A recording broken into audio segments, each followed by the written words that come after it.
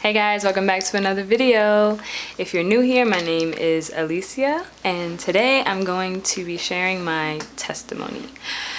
So I have my notes here in my notebook, just so I don't forget anything. So today I'm going to be sharing my testimony with you guys on how I came to Christ, how I accepted him into my heart and in my life.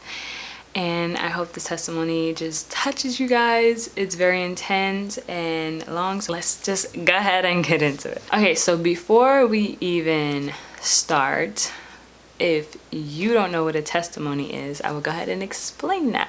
A testimony is how one became a Christian. So they're testifying to what Jesus Christ had done in their life and how God has touched them and the works that Jesus have done in their life. So my testimony starts a little couple years back, like in my childhood, and just want to disclaim that before I even tell you my testimony, this is my personal testimony. Everyone's testimony is personal to them. It's their own experience with God and with Jesus, and don't take my testimony and expect that the same thing exactly the same way is going to happen for you or to you. So I just wanted to put that out there. I know sometimes we can watch testimonies and say, wow, like this happened for this person, that's going to happen exactly the same way, and that's not always the case. So just know that. So my childhood was very, I would say, fun. I had a very fun, lively childhood. But the main point in my childhood was that my mom and dad were alcoholics and drug addicts. We really didn't notice until we got into our like teenage years or a little bit older, like young adult. But they were, when I look back, as numerous moments of just a lot of alcohol or seeing drugs and not knowing what it is, like very young. But big moments in my life were when we lived with my grandma when I was younger, probably like 5, 6, 7-ish. And my grandma passed away when I was 7, but before then I just remember going to church with her and my grandpa a lot, and hearing about Jesus and pretty much knowing about Jesus. So I always knew about Jesus. I knew like who to follow, you know, just know that like it was implanted in me since I was very, very young to love Jesus and what he did for me on the cross. So when I was 12, the biggest thing that happened to me when I was 12 was that I was molested by a friend's brother. And I think that had a really big impact on my life and even impacts me to this day. And also at 12, I played the Ouija board with a friend and her dad. And the Ouija board, if you don't know what that is basically like a spiritual board game that you connect to like pretty much demons and things like that, the spiritual realm. So I played that one time with my friend and her dad, and we thought it was all fun and games that he even had one. I didn't really know what it was. I seen like, I guess it on TV and stuff, but I didn't know exactly what it was for. So I spent the night. I used to always spend the night at her house. We played the Ouija board. That was also the friend that her brother molested me. After I did that, it was like a mudslide in my life of things that were happening. I moved with my sister for a little bit because I was being bad in school, starting to cut school. So when I lost my virginity at 13, me and my mom would fight a lot. So this is the point in me and my mom's relationship that was like very rough. We would always fight. I was being very rebellious She kicked me out. I was living with my boyfriend that I lost my virginity to. This is when her alcoholism started getting really bad, and she had to go to rehab. So that ended up opening a child protective services case in our family, and we dealt with that for like 2 years. Now at 15, I started smoking and drinking and hanging around with a lot of different people, just getting into the streets a lot, having sex with people, and going from house to house because my mom would always kick me out. So I would always go from like friend's house to friend's house to friend's house at 15. I was working at the time as well. And then at 16 is when I started to start dating girls, and I ended up getting into a relationship with a girl, with a woman. She was very much older than me, like 13 years older than me. And my mom was getting sick at the time. It was like a lot of stuff going on. My mom came down with cancer, alcoholism, drugs, started dating girls, smoking and drinking all the time, experimenting. I also experimented with like ecstasy, and then later on Xanax. But I didn't get like addicted to those. I just tried it here and there, took it a couple times. But then I had this like epiphany that I needed to like go to school and finish school. So I was still going to school through all this stuff, and I ended up being a summer graduate. So now I'm 17, and I moved back with my sister for a little bit. Me and the girl was dealing with each other for about 4 years, on and off. And she had a baby, so we had a family. And that's one of the main reasons that kept me dealing with her for so long, pretty much. Because I wanted to be in a baby's life. I was there since day one, since she got pregnant, all this stuff. When I was 19, I moved to Pennsylvania. And in Pennsylvania, still was dealing with girls, still wanted to be involved with females, and thought I was a lesbian, and just, I was pretty much all over the place during my teenage years. Just sex, drugs, drinking a lot. So even though my teenage years was crazy, I remember when I was 16, a girl that I knew that lived in my apartment building, she was going to church. Her and her brother started going to church, and I remember just ended up bumping into them and talking to them, and she invited me to church. Now, I was dealing with the girl, still smoking during this time, and I remember it was like, okay, I'll go to church with you. I went 2 times to that church, and they had like the youth group and stuff. So I went, and I just remember feeling so dirty, so nasty, so uncomfortable, so like I did not belong there. I needed to go. And the first time, I think I stood for the whole service. The second time, I left in the middle of the service because the demons inside of me were not letting me receive anything that the girl was talking about. I didn't want to be there. I just literally walked off, like, I can't do this. I'm leaving. So out of all of that, I felt, and I went to church one more time by myself on an Easter Sunday. I think I was like 17. I went, and still didn't receive anything, like just was not there. Left in the middle of service again. And that's all I remember, like trying to go to church. Like I felt like, you know, now that I look back on it, like I was trying to like, hey, you know, come to me. But I rejected him, and I didn't want him. Now I'm 20, nowhere to go. Everyone kicked me out. I was like, I need to get out of here. I need to get out of New York. I need to go somewhere, and I need to just go. It's like take myself out of the whole situation because this is not working. So I have a friend and she joined the military, so she was living in Texas. And I called her up just to talk about everything. She was my person to talk to and just let her know what's going on. And she's like, girl, just come over here. I have an extra bedroom. Just come get your life together and change, you know?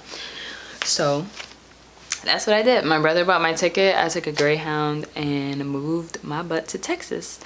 So on this Greyhound, I was alone. I was isolated. I was away from everybody. I had so much time to think. It was a 2-day trip on the bus to Texas, from New York to Texas, and like 4 different buses. I had a lot of time to think on that bus ride, and I just was talking to God. Like, I prayed a lot, and I just asked him to help me, pretty much. I was like, God, I can't live this life anymore. I'm tired. I don't want to do this. I want change. I want to be better. I want to be a better human. I want to be a better person, have more self-respect, have more boundaries for myself, and not get into everything that everybody else is getting into. So growing up, I always felt something was different about me. Like, I used to do everything that everybody else did, but I always felt it like, this is wrong. I shouldn't really be doing this. So once I got to Texas, I told my friend, hey, I really want to find a church. That was the first thing I said. I said, I want to find a church. I want to go to church. I want to just be in church. So we ended up finding a church, and then I met my husband like the second week that I was even there in Texas. I met my husband, and we all started going to church. So we started going to church and receiving, but still living in sin. I was having sex and still drinking, still smoking here and there, and yeah, but we also started going to Bible classes. So it was like, now it was that struggle of, okay, I'm choosing Jesus. I want to give my life to him. I want to live a better life, but I'm still struggling. So I don't know how to do it. I don't know what I'm doing with myself. So in 2013, on New Year's Eve, me and my husband, which was my boyfriend at the time, we decided to get baptized together. We decided to make that step and get baptized and, you know, just start trying to live for God. So we did that. That was an amazing experience. I never got baptized before, so that was my first time getting baptized. And I just remember saying to myself, like, all right, changes need to be made, so we need to like step up our game. That was when I made my decision to follow Jesus and to become a Christian. So I was 20. All this time, remember, I knew about Jesus, knew who to go to, chose not to. I knew where to go, chose not to go. The next year, when I was 21, my mom passed away. I had a miscarriage around the same time, like 2 weeks apart from each other. And my boyfriend left because he's in the military, so he left. And I moved to Florida, and I started going to church. So going to church, I was like 1 foot in, 1 foot out. I wanted to be in the world, but wanted to like go to church. And that went on for a while. Then my boyfriend proposes to me, and I get pregnant. I'm not married, and I told him I want to get married. So I knew that was on my heart. So now I'm 21, I'm 2 months pregnant, and I'm in the church. The church has a conference called an Encounter with Jesus. So in this Encounter with Jesus is like a weekend thing, no phones, no contact with outside. And I was like, you know what, I'm gonna just go. So in this conference, they had classes teaching you about different things in the Bible. Ultimate goal is to, if you don't know Jesus, to say the salvation prayer, give your life to him, start living for him, but also learning about what God says about certain things. What does God say about unforgiveness? What does God say about sexual immorality? What does God say about trauma? So throughout the weekend, it was classes about all these things. So the class that impacted me the most was the sexual immorality class. And my pastor gave that class, and I just remember feeling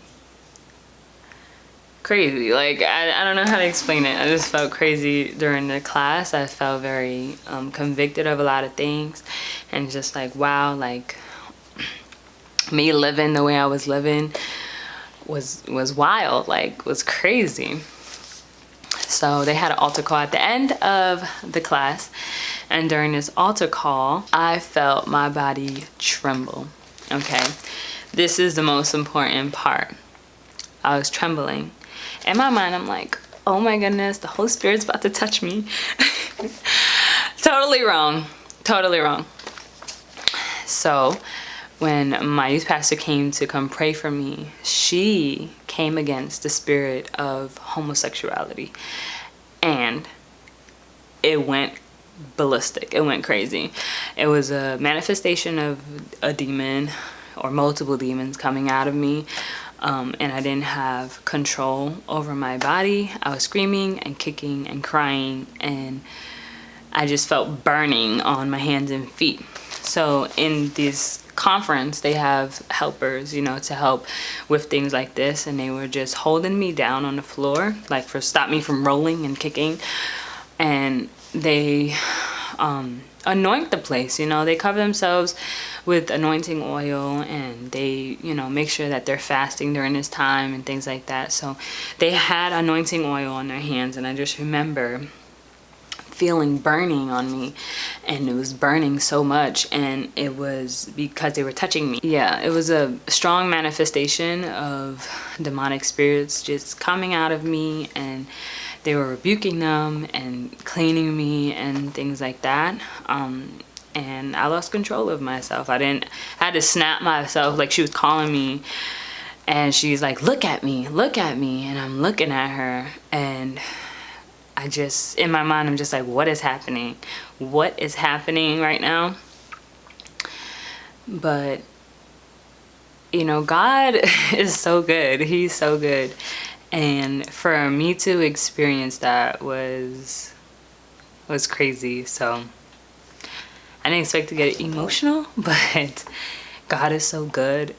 And it's so real. That was like the moment that I was like, okay, the spiritual realm is 100% real.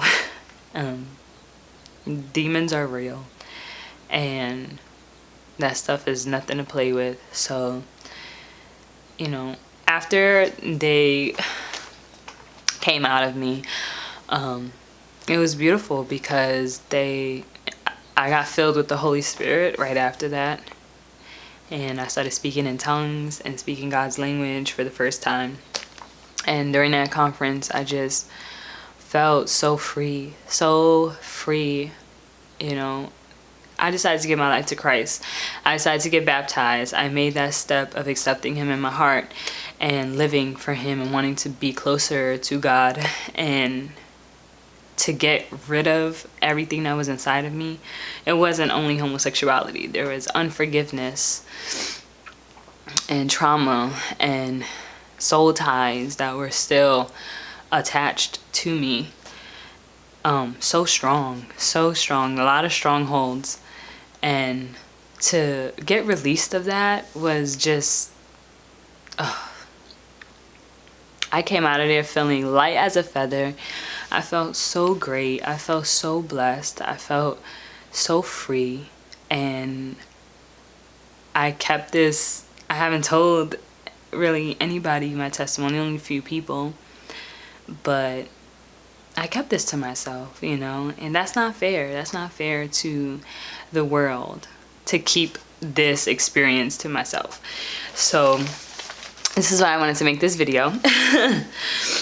So after I got delivered, I felt so much better. I felt like my relationship with God got closer and better, and I started really wanting to serve God and really like pay attention and be curious about God and his word and things like that. Now I'm married and we're getting attacked. Honestly, me and my husband are getting attacked spiritually. We ended up moving because military, so we moved out of Florida and we moved to Colorado. And Colorado is beautiful, beautiful place, but marijuana is legal. So that is one of my addictions that I faced, the struggle that I faced in my life, because I smoked for a long time. And to be living in Colorado, I fell into like postpartum depression, and me and my husband started fighting a lot, and we were adjusting to marriage and adjusting to living with each other, and I started smoking again. I started smoking behind his back, which is horrible, and I started to just fall back into sin and fall back into just a whole lot of stuff. At this point, me and him are talking about divorce. We are talking about all this stuff. He goes away again. And during this year was my struggle year. This 2017. So this is the year that I backslid. This is the year that I struggled so much. It was like a sweet and sour year for me. It's very crazy.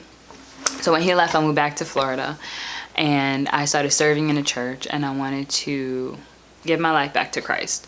I knew that I was doing wrong. I knew that I was not where I needed to be at with God. So I came back to the Lord. I got delivered again from more demons.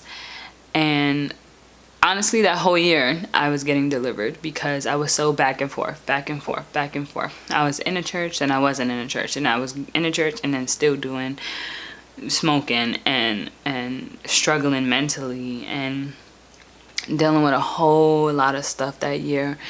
All through that year, I was getting delivered, but I was also serving in the church.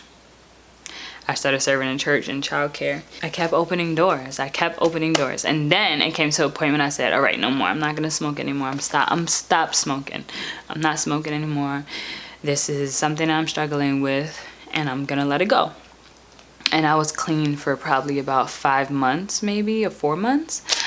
And then my husband came back from deployment, and I opened that door again. And when I opened that door again, I literally felt, the feeling is so hard to describe.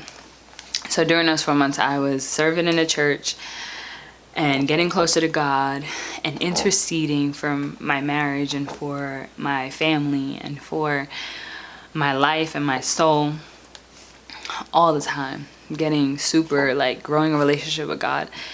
And then I opened that door again and I felt my spirit man shrink. It's the only way to really say it.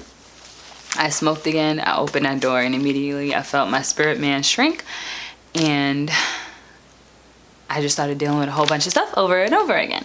So the verse that I wanted to come to that explains what I went through is Luke 11 verse 24 through 26.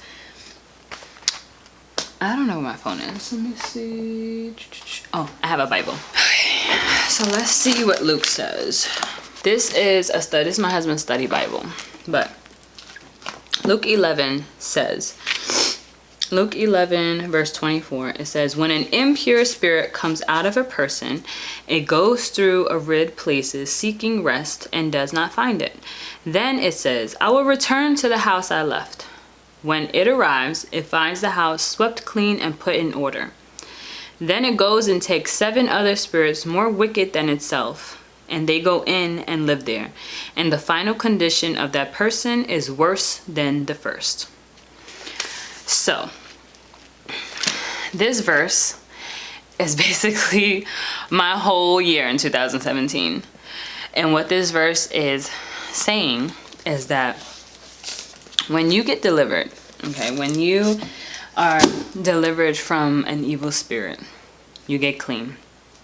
and now you're like a clean vessel. You're like a clean house. Everything is swept and put in order and where it needs to be at. If you don't fill your house and fill yourself with the Holy Spirit and fill yourself with things of God and maintain your cleanliness and your holiness, and you start opening doors again, then that one spirit is going to come back with even more spirits, and you are worse off than where you were in the beginning. And that's where I was in 2017. And when I opened that door that last time in 2017, when I smoked again after 4 months of giving myself and serving the Lord and trying really hard to be with him and grow with him, I experienced that. I was worse off than when I started, because it was just crazy. It wasn't only smoking. It was smoking. It was porn. It was the Jezebel spirit. It was controlling. It was suicide. It was so many different things that came after that. And that's what happens. Maybe you're dealing with an addiction. Maybe you're, you know what, I want to stop drinking. I'm an alcoholic. I want to stop drinking. God delivers you from alcoholism. You go ahead and open that door again. Now you're dealing with suicide. You're dealing with unforgiveness. You're dealing with self-pity. You're dealing with all these different things now that you weren't even dealing with in the beginning. And that's why it's so dangerous to backslide in your walk with Christ, because of that. And I know people that actually backslid, and it's happening. They're worse off than when they first came to Christ. And they, you let these things, demons look for hosts. They look for people to reside in. And when they can't find anybody, they go back to you. And it's like, oh, let me see if you open the door. And once you crack one little door open, they're scrambling in. And so after I smoked in 2017, it was New Year's Eve again. And I sat down with my pastor a couple weeks before that, and I told him everything. My husband was with me, and we told him everything that was happening. And we got counseled. And in New Year's Eve, I didn't want to go to church. I felt that I was going to get delivered again. I knew that God was going to touch me and clean me. And I didn't want to go through it again. And I was exhausted. I got delivered so many times that year. I was always the girl that was in the back screaming and going through so many different things in my life during this time. And I was so sick of it. I was sick of it. And I told God that this is it. Like, I was done. I was done going through this. I was done facing this. And I was going to overcome. And I was going to overcome. And I told him, and I made a promise. And I told God, like, I wasn't going to look back anymore. I'm tired of looking back. I'm tired of going through this. I'm tired of facing everything and always allowing myself and putting myself in this predicament, because that's exactly what I was doing. Every time you make a choice to go back, every time you make a choice to open a door, and devil says, oh, it's just one time, it's not going to affect you, you're fine. That's a lie. That's a lie, because it does affect you. It does affect you. Every time you have sex without being married, it affects you. It affects you. Every time you smoke, or every time you get drunk, or every time you hold a grudge against someone, or have that one sexual thought, it affects you. It affects you. I'm not saying you're never going to struggle again in your life, because that was the last time I got delivered. That was the last manifestation that I experienced in that way.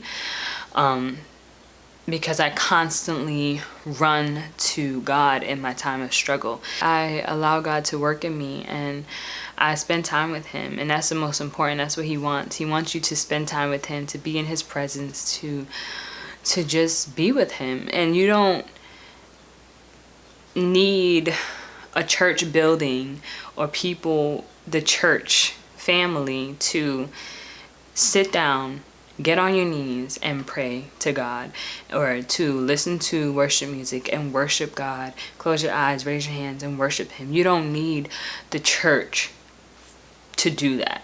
You can do that every single day in your home. You can make it part of your lifestyle. And after 2017, I made that promise to God, and I've been working towards keeping that relationship. I'm not perfect. You're going to struggle every single day, but that's where your faith comes in, and that's where your trust comes in. How much do you trust God? Where I'm at today, I would say that I'm okay. A lot of things have changed in this past year and a half. I feel like God has been really working in me and revealing a lot of his will and what he wants in my life, which just changes in my life. Like, you know, when you give your life to Christ, God is going to work in you there. That's when your relationship starts, and you'll just no longer desire certain things. And that is the change that God makes in you. He changes your character. He changes who you are and what you want to do. You notice, I'm not interested in hanging out like that. I'm not interested in entertaining gossip. I'm not interested in whatever the world is doing. Right now, I'm just learning and trying to really separate myself from the world, and really letting Jesus be the center of my life and my reason for everything. Just putting an effort is what counts, you know.